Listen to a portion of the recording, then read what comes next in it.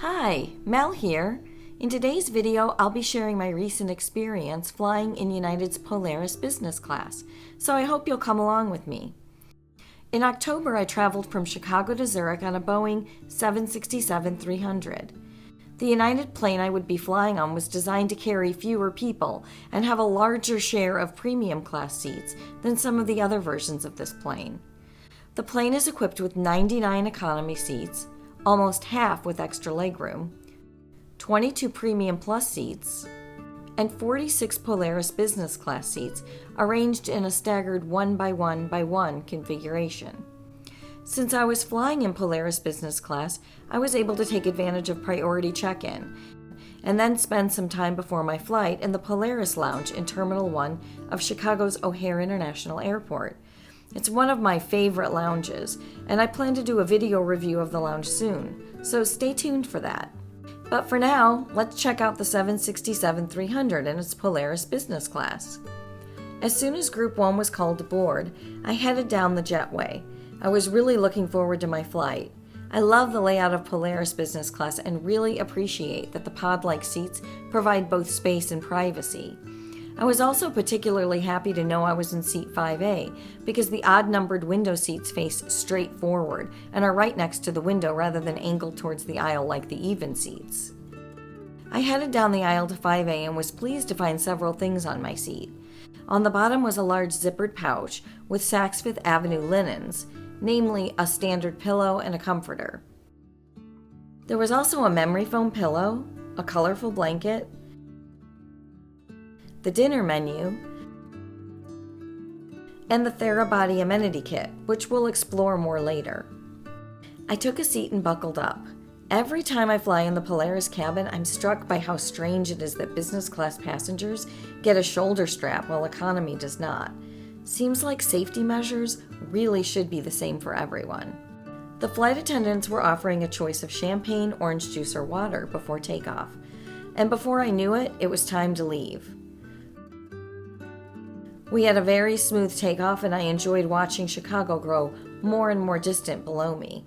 I then took the opportunity to explore my seat area.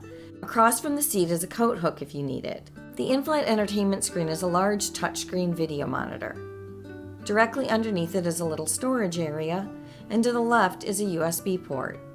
To my right, I found a small reading light in a convenient spot and a small countertop to place things I might want to keep nearby, like my phone. There's also an electrical outlet that accommodates both traditional plugs and USB chargers, as well as a headphone jack. And right next door is the remote control for the in-flight entertainment screen. There's also a little locker for storage. Inside I found the noise-canceling headphones, which I've found in the past are not great to say the least. There was also a bottle of water, and I really appreciated the mirror on the back of the locker door. Below the armrest are the in-flight reading materials. On my left are the high-tech seat controls that allow me to manage the position of the seat, including whether I want to sit up or lie down. Next, I explored the Therabody amenity kit. Last time I flew Polaris, the kit was from the Away luggage brand, so I was eager to see what the new one included. Inside, I found a package of Therabody toiletries, including a cleansing face towel, hand cream, hydrating face mist, eye serum, and lip balm. I was actually really impressed with the range of products. Next came earplugs, tissues, socks with rubber grips, a dental kit which, as predicted, had a toothbrush and toothpaste, a basic eye mask, and a small pen. With that out of the way, I explored the large touchscreen. United does a great job with in-flight entertainment. I always love checking the map to see where we are, but there are also a slew of other options to choose from, including hundreds of movies and full seasons of popular TV programs. Scrolling through just the new releases seemed endless. I knew dinner would be served soon, so instead of choosing a movie right then, I focused on pulling out the tray and putting on the tablecloth the flight attendant had left for me. I also took a peek at the short wine list and ordered the Cabernet.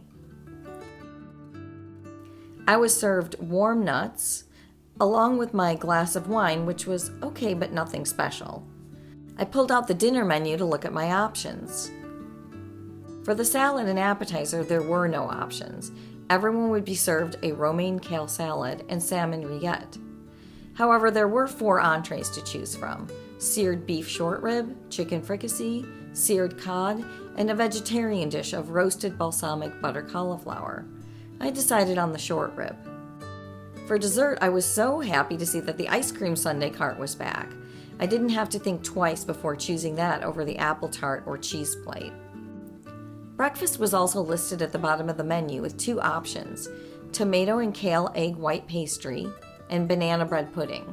I knew I'd be getting the egg white pastry.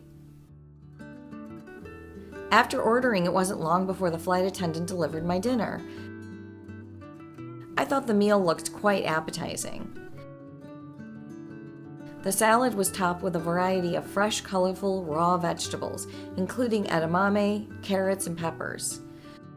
There were rolls in butter, and the salmon appetizer came with toast points. Finally, the main course consisted of the short rib with a sauce, roasted cauliflower and tomatoes, and a polenta cake. Once I started eating, I realized that the salad looked better than it tasted. I think the dressing was a big part of the problem. I also really disliked the salmon appetizer. I am not a huge seafood fan anyway, unless it's prepared really well, and this was not. The entree was pretty average as well. On the bright side, the vegetables were actually tender and flavorful. But the short rib was too dry and very difficult to cut. All in all, a very mediocre meal. I was grateful that I had eaten at the Polaris Lounge before my flight. At least the dessert was a winner, though. You can't go wrong with the sundae cart with your choice of toppings. By the time I finished eating, it was already getting dark, and since I wanted to get as much rest as I possibly could, I decided to skip the in-flight entertainment in favor of sleep. Since I wanted to brush my teeth before going to sleep, it seemed like the perfect opportunity to check out the bathroom. It was surprisingly clean, had the standard foaming hand soap, and provided a few other amenities. The same face mist I received in the amenity kit, a wrinkle release garment spray, and the same hand cream I received in the amenity kit. You can ask the flight attendants to make up your bed, but I usually just prefer to do it myself. Because the flight was less than 14 hours, they weren't giving out mattress pads or pajamas. But I was happy as long as I could lie flat. That makes such a huge difference for me. In terms of space, I've heard many reviewers who think that the seat and footwell are too narrow. However, I'm small and I think it's just perfect. I actually find it extremely cozy. But I can also see how it might be snug for a bigger person. I'm embarrassed to admit that I slept over 6 hours, and by the time I awakened it was almost time for breakfast and the sun was coming up. It was a spectacular sunrise. Breakfast was served and I could see on the screen that the flight was almost over and we were not far at all from Zurich. Breakfast consisted of a big roll with butter and jam, Greek yogurt, and an egg white pastry with red pepper sauce on top. It wasn't bad at all, certainly better than the dinner in my opinion. As soon as I had finished my breakfast, I could see that we were already flying over Zurich. I watched our approach and landing through the window and asked myself whether the Polaris business class seat was worth what I paid. When I booked this particular flight, the Polaris business class seats were priced at $5,902 one way, which is way out of my budget. And unfortunately, my dates weren't flexible, which makes it much more difficult to find great deals on business class award flights. If I had used miles for the Polaris seat at the time of booking, it would have cost me 155,000 miles. I certainly wasn't willing to burn through that many miles for a one-way flight to Europe, so I opted to get a Super Saver Economy Award ticket for 30,000 miles and then hoped that I'd have the chance to upgrade to business class before my flight. Thankfully, I lucked out and was offered a Polaris business class seat for $699 the day before my flight. Not the best deal I've ever had, but definitely good enough for me to grab it as soon as it was offered. And based on the total amount I paid, I would say yes, my flight in the Polaris business class cabin was definitely worth it. While the food and alcohol selections were pretty ordinary, the service was good, and before the flight, I really enjoyed my time and the food in the Polaris lounge. But the deciding factor for me was sleep. I place a really high value on getting sleep when I'm on a long flight, and Polaris is perfect for that.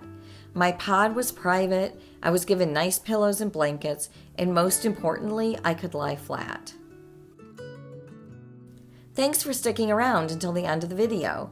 I hope coming along with me on my flight gave you some insight into the value of a Polaris seat and whether it would be worth the extra cost to you.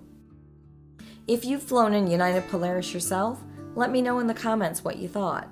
And if you're interested in seeing my review of Chicago O'Hare's Polaris Lounge, stay tuned because that video will be available soon. I hope you'll hit the like button and subscribe so you don't miss it. Until next time, happy travels.